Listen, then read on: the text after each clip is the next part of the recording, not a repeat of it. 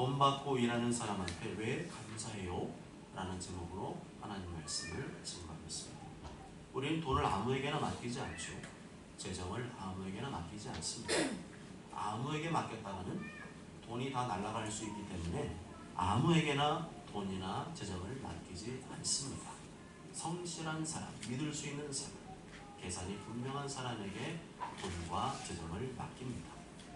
그런 기준으로 본다면 다른 여자도 처음에는 성실하고 계산이 분명하고 모두에게 신뢰를 주는 사람이었음을 알 수가 있습니다.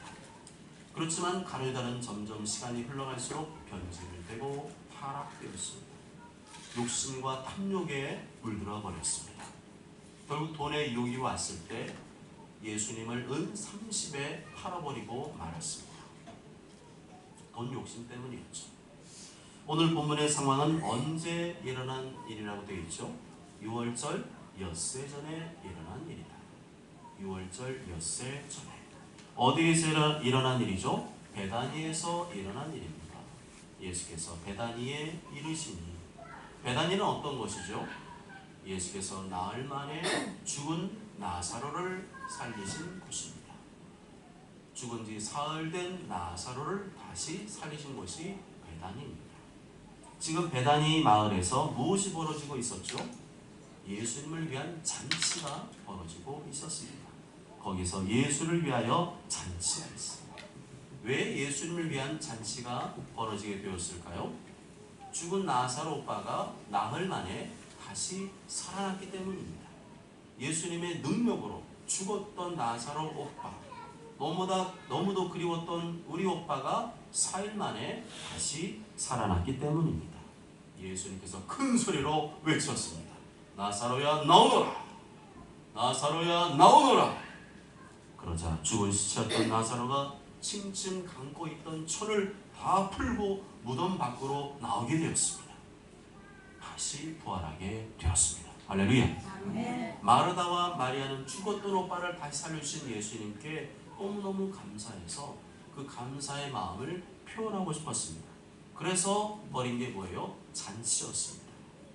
이렇게 우리도 감사할 줄 알아야 됩니다. 아무리 작은 것이라도 누군가에게 도움을 받았다면, 또 하나님께 도움을, 은혜를 받았다면 감사할 줄 알아야 됩니다. 그리고 감사를 마음으로만 할 것이 아니라 말로도 표현해야 되고 또 행동으로도 표현을 해야 됩니다. 오늘 본문에 나오는 나사로 3남매와 같이 감사를 표현하는 자들이 되어야 됩니다. 입으로만 감사하지 말고 감사의 선물을 드리고 감사의 표현을 해서 예수님께 대한 감사, 상대방에 대한 감사의 마음을 적극적으로 표현하시기 바랍니다. 예수님께서 이 감사의 표현을 받으셨죠. 예수님만을 위한 감사의 잔치를 받으셨습니다. 아이고 돈 많이 들게 뭘 이런 걸 했어. 그냥 현찰로 주지. 그러지 않으셨어요.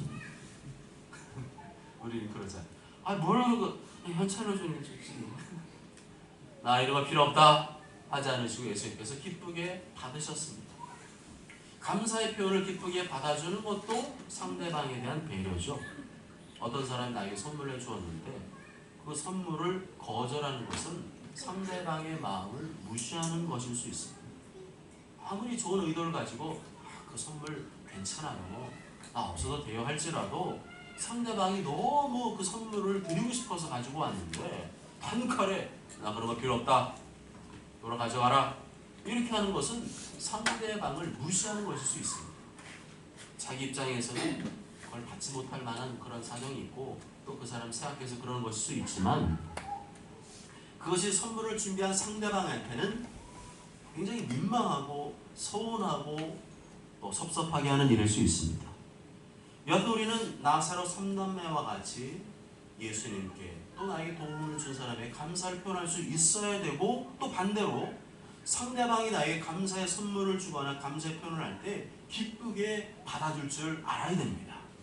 그래야 할 때 서로에 대한 사랑과 신뢰와 친밀도가 높아지는 줄 믿습니다.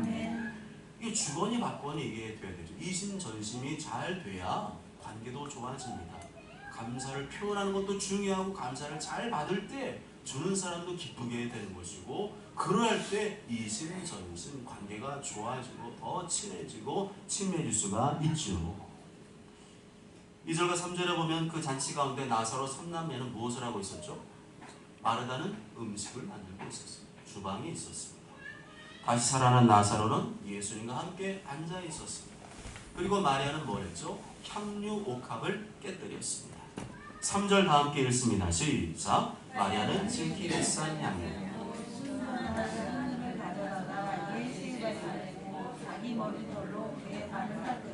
향의 냄새가 집에 가득하더라. 마리아가 예수님의 발에 본 향유는 어떤 것이었죠? 순전한 나드 한 근이었다. 한 근은 보통 600g이라고 하는데 그 당시에는 500g 정도를 한 근으로 잡았습니다. 나드는 인도에서 자라는 향이 아주 좋은 식물을 말합니다. 순전한 나드 한 근은 500g이고 이 값어치는 노동자 1년의 연봉에 해당되는 가치가 있습니다. 지금으로 치면 약 3천만 원 정도가 되는 매우 값비싼 최고급 향수였습니다.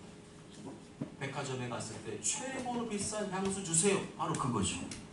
점원이 그냥 주는 게 아니라 흰 장갑을 끼고 열쇠를 따서 열고 거기서 꺼내서 살짝 보여주는 눈으로만 그리고 바로 집어넣죠. 훔쳐갈까봐. 그 정도의 값비싼 향이었습니다. 이것이 예수님께 대한 마리아의 마음이었습니다. 마리아 안에 있는 예수님께 대한 감사의 마음, 예수님께 대한 사랑의 마음을 겉으로 표현한 것이었습니다. 우리가 드리는 모든 헌금과 예물도 예수님께 대한 감사와 사랑을 겉으로 표현하는 것이죠. 하나님께서 우리에게 원하시는 것은 바로 그것입니다. 하나님께 대한 감사의 마음을 담아 예물로 표현하는 것입니다. 또한 봉사와 헌신으로 표현하는 것입니다. 형식적으로 하는 것이 아니라 최선을 다해서 감사의 마음을 표현할 때 하나님의 마음을 기쁘시게 하는 줄 믿습니다. 물론 어떤 사람이 가진 게 없다면 말로 할 수밖에 없겠죠. 입으로만 감사할 수밖에 없겠죠. 그렇지만 그걸 당연하게 생각해서는 안 됩니다. 왜냐하면 그렇지 않은 경우도 있기 때문이거든요. 누가복음 21장 4절에 보면 가난한 과부가 2렙돈을 예수님께 바치는 장면이 나옵니다. 저들은 그 풍족한 중에서 헌금을 넣었거니와 이 과부는 그 가난한 중에서 자기가 가지고 있는 생활비 전부를 넣었느니라 말씀합니다. 과부에게 있어서 이 2렙돈은 생활비 전부였습니다. 그것을 하나님께 바치면 자기는 빈털털이 거지가 되는 거였습니다. 그런데 자기는 굶더라도 그것을 하나님께 바쳤습니다. 왜 그랬을까요? 왜 그런 헌신을 했을까요? 어떻게든 하나님께 무언가라도 바치고 싶은 마음이 너무 가득했기 때문이죠. 그것에 대해서 예수님 어떻게 반응하셨죠? 얘야, 네가 지금 가진 게 그거밖에 없는데 그걸 다 바치면 어떡하냐? 이러지 않으셨어요. 그게 인간의 기준과 하나님의 기준의 차이입니다. 하나님께 하는 것은 하나님께 하는 것이고 사람에게 하는 것은 사람에게 하는 것입니다. 하나님께 할 것을 사람에게 했다고 해서 훔쳐서는 안 된다는 겁니다. 예수님께서는 부모에게 해야 할 것을 나는 하나님께 했으니까 고르반 하지 말라고 하셨습니다. 부모에게 해야 될 것은 부모에게 하는 것이고 하나님께 해야 될 것은 하나님께 하라고 하셨습니다. 나는 하나님께 했으니까 부모님께는 안 해도 된다? 나는 부모님께 했으니까 또 누군가를 내가 도와줬으니까 하나님께 안 해도 된다? 그런 거는 없다는 거죠. 그것은 하나님의 뜻과 다른 것입니다.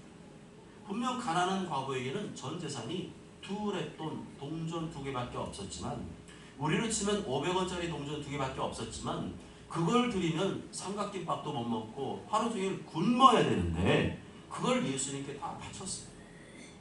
그때 예수님께서 너는 좀 돈 개념이 없구나, 생각이 없냐 하지 않으셨어요.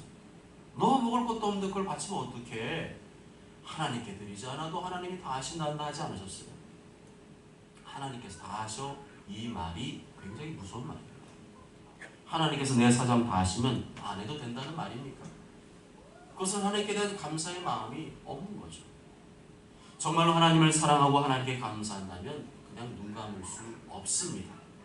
지금까지 그런 적이 있으다면 오늘 말씀을 기준으로 회개하셔야 돼요. 자기가 하나님도 아니면서 왜 하나님 행세를 하죠? 하나님 말씀이 아닌 것을 왜 하나님 말씀인 것처럼 가르칩니까? 하나님께 바칠 것은 하나님께 바치는 것이고 사람에게 할 도리는 사람에게 하는 것입니다. 예수님은 받으셨어요. 기쁘게 받으셨습니다. 잔치도 받으시고 값비싼 향유도 받으셨어요. 그리고 매우 칭찬하셨습니다. 최선을 다했기 때문이죠. 그 과부도 하나님께 최선을 다한 것이고 오늘 말씀에 나오는 마리아도 하나님께 최선을 다한 것입니다. 마리아에게 3천만 원 있었는데 그걸 다 드리는 헌신을 한 것이고 과부에게는 2렙돈밖에 없었는데 그걸 다 드리는 헌신을 한 것입니다. 하여튼 자기에 있는 모든 것을 최선을 다해 드렸기 때문에 예수님이 기뻐하셨습니다. 그런데 여기서 중요한 것은 이것은 강제나 강요가 아니라는 것입니다. 본인 스스로 그렇게 했다는 거죠. 누가 시켜서가 아니라 본인 스스로 그렇게 하기를 원해서 최선을 다해서 예수님께 대한 감사의 사랑의 마음을 표현하고 싶어서 그렇게 한 것입니다. 그렇기 때문에 복음이 전파되는 곳마다 이 여인이 한 일도 기념하게 하라 하신 것입니다. 마태복음 20장 13절에 온 천하에 어디에서든지 이 복음이 전파되는 곳에서는 이 여자가 행한 일도 말하여 그를 기억하리라 약속하셨습니다. 실제로 예수님 말씀대로 이 복음이 전파되는 곳마다 마리아의 헌신이 기억되고 기념되고 있습니다. 만일 마리아가 입으로만 형식적으로만 감사를 표현했다면 어거지로 그 헌신을 표현했다면 그런 일이 전파되지도 않았을 것이고 기념되지도 않았을 것입니다. 우리 오늘 말씀대로 마음으로만 감사할 것이 아니라 외적으로 표현해야 된다는 사실을 기억하셔야 됩니다. 예문으로도 표현하고 우리의 수고와 헌신으로도 표현을 해야 됩니다. 마음으로만 감사하는 거 그런 성경에 없습니다. 그러므로 철학적이고 고상하게 들릴 수 있을지 모르겠지만 괜찮아 마음으로만 하면 되지 그건 성경에 없습니다. 인간 세계에서는 상대방을 배려한다는 차원에서 부담 갖지 말고 마음으로만 하면 돼 말할 수 있지만 주님은 그러한 감사를 진정한 감사로 인정한 적이 없었습니다. 감사를 표현해라. 내가 조금이라도 누군가의 도움을 받았다면 감사를 표현해야 됩니다. 속으로만 감사하는 것, 마음으로만 감사하는 것, 그것은 감사가 아닙니다. 밖으로 감사를 표현하지 않는데 그 사람이 어떻게 내 마음을 압니까? 제가 요새 사택이사를 하면서 기사님들을 많이 만나고 있습니다. 이삿짐 나르는 기사님, 또 매트리스 나르는 기사님, 정수기 뭐 설치하는 기사님, 인터넷 설치하는 기사님, 의자 배달해 주시는 기사님, 뭐 책상 배달해 주시는 기사님, 우체부 뭐 등등 엄청나게 많은 기사님을 만나보고 있습니다. 그때 중요한 게 뭐예요? 감사를 표현하는 것입니다. 요즘 날씨가 많이 더워졌잖아요. 시원한 음료수 얼마 하지도 않잖아요. 그거 대접하는 거 얼마든지 할 수 있는 일입니다. 감사의 마음만 있으면 얼마든지 그 정도는 할 수 있습니다. 그게 바로 이웃을 섬기는 것이고 또한 전도하는 것이 아니겠습니까? 저 사람 월급 받고 하는 건데 뭘 줘? 저 사람 다 돈 받고 하는 건데 왜 줘? 하는 사람이 있다면 그 사람은 하나님의 자녀가 아닐 것입니다. 그런 소리를 하는 이유는 뭐예요? 돈 욕심이 가득한 거예요. 돈 아깝다는 거죠. 그건 아니죠. 그거는 그분이 일한 대가로 정당하게 받아야 될 몫인 것이고 우리는 또 우리가 표현해야 될 몫이 있는 것입니다. 우리는 그저 땀 흘리며 배달해 주신 것에 대한 감사를 표현하는 것일 뿐이죠. 그 음료수 하나 들었을 때 얼마나 기분 좋아하시는 줄 아세요? 예전에는 그런 사람들이 많았는데 요새는 없다는 거예요. 없을수록 우리가 그렇게 감사를 표현하면 그분들이 기억합니다. 오늘 내가 집에 돌아가서 여보 오늘 내가 20건 배달했는데 오늘 나한테 음료수 주는 사람 한 사람밖에 없다. 참 그분 인상도 좋고 그분 강대표에 지나가다 슬쩍 봤는데 책이 보니까 교회 다니는 분이 같아. 야, 역시 교회 다니는 사람은 다르구나. 이렇게 해야지 전도가 되지. 맨날 꼼꼼쟁이처럼 아끼고 한 푼이라도 아낀다는 명목으로 다른 사람의 그 감사의 마음 표현할 줄 모르고 그러면서 어떻게 영혼권의 삶을 감당합니까? 우리가 내 돈 주고 쌀을 사 먹는 거지만 1년 내내 수고하고 땀 흘린 농부의 수고와 헌신이 없었다면 우리는 밥 못 먹어요. 그분들의 수고에 대해서 감사를 표현하는 것 그것은 마땅한 일입니다. 또 음식점에 갔는데 서빙한 사람에게 서비스를 잘 해줬어요. 그래서 고맙다고 했을 때 뭐라고 하는 사람이 있더라고요. 왜 내 돈 내고 내가 서비스 받는데 왜 감사해야 돼? 왜 감사하는데? 이런 사람이 있더라고요. 그런 사람은 전도하기 글렀어요. 일평생 한 영혼도 전도 못할 겁니다. 감사해야죠. 그 사람이 월급을 얼마 받든지 그것은 그분의 소관이고, 우리는 우리에게 친절히 서비스해주는 그 점원에게 감사해야 되는 것입니다. 우리는 순수한 차원에서 감사하는 거잖아요. 왜 그걸 오버해가지고 그 사람 받는 월급까지 왜 추적을 해가지고 감사를 해야 되느냐 말아야 되느냐 그런 식으로 생각하느냐는 겁니다. 하나님 자녀는 그러면 안 되죠. 하나님은 감사하는 사람에게 복을 주시고 감사하는 사람을 기뻐하십니다. 그렇지 않고서 어떻게 감동을 줄 수 있고 그래가지고 어떻게 전도할 수 있습니까? 그래가지고 무슨 한 영혼을 구원하겠습니까? 잘못된 거죠. 병들었습니다. 우리나라가 병들었어요. 너무 많이 병들었어요. 예전에는 인간사이에 정도 있었고 인간미도 있었잖아요. 조그마한 것이라도 감사하고 나눠먹고 그걸 당연하게 생각했는데 요새는 다 이득으로 따진다니까요. 뭐 개이득, 뭐 왕이득. 내 돈 내고 내가 서비스 받는 건데 내가 뭘 감사해? 당연한 거지. 그러면 감사의 싹을 싹 잘라버립니다. 하나님 말씀에 정면 도전하는 겁니다. 그래서 하나님께 인정받지 못하는 것이고 하나님께 복을 받지 못하는 것입니다. 감사해야 됩니다. 감사를 많이 할수록 좋은 것입니다. 미국 사람들 만나면 그냥 감사가 입에 붙어 있잖아요. 가족끼리도 맨날 감사합니다. 아침에 일어나면 하나님 땡큐, 엄마가 밥 주면 엄마 땡큐, 아빠가 용돈 주면 아빠 땡큐. 아주 그냥 땡큐 감사가 넘쳐납니다. 감사가 넘쳐날 때 인간관계도 좋아지는 것이고 감사가 넘쳐날 때 하나님께 대한 관계도 좋아지는 줄 믿습니다. 감사가 사라지는 순간 삭막해지는 거죠. 현수 미국 갔다 왔는데 땡큐가 입에 붙어 있죠. 다시 한국 살로 코리아 살로 왔어요. 그러면 안 돼요. 아니 엄마가 인정 안 하고 현수는 하고 있다. 이렇게 안 그러면요 감사가 사라지면 삭막해집니다. 인간이 기계가 됩니다. 우리나라 왜 이렇게 삭막해졌을까요? 동방예의지국. 너무나 정이 많고 따뜻하고 예의 바르고 훈훈한 나라에도 왜 이렇게 삭막해졌죠? 감사가 사라졌기 때문입니다. 신앙생활 왜 이렇게 삭막하죠? 감사가 사라졌기 때문입니다. 감사할 사람에게 감사하고 존경할 사람에게 존경하면 그게 좋은 관계를 유지하는 것인데 그런 게 다 사라졌기 때문이죠. 3절에 보면 마리아가 향유를 어디다 부었죠? 예수님의 발에 부었습니다.